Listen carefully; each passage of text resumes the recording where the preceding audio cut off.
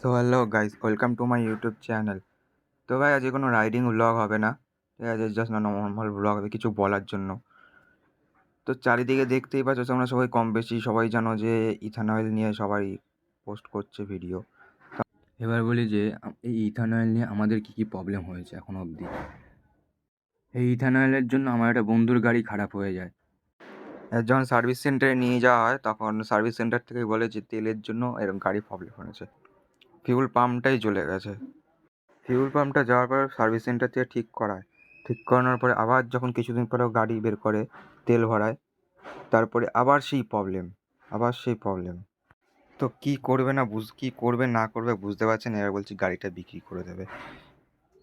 এভাবে করলে হবে?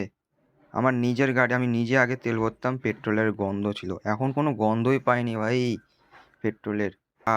জলের আকার লেগে যাবে, যা দিন আসছে জলের আকার লেগে যাবে।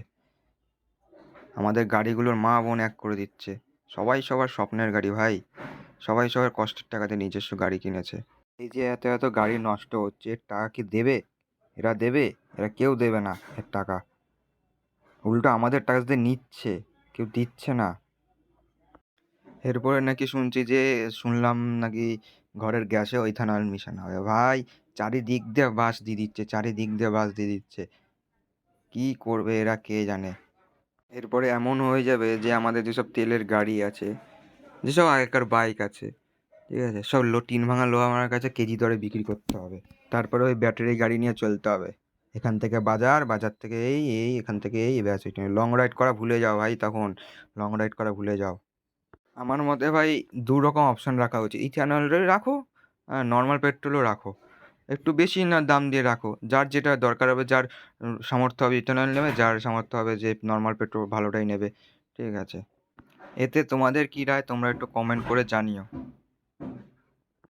এরা এখন কী বলতো আমাদের গাড়িগুলো নিয়ে খেলছে, খেলনা গাড়ি পেয়ে গেছে মোট কথা সব আমাদের গাড়িগুলো।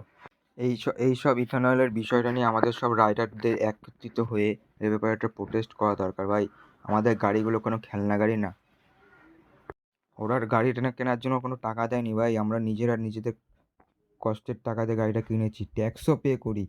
তো এই বিষয়টা নিয়ে কার কী রায় আছে সব রাইডার একটু কমেন্ট করে জানিও, ঠিক আছে?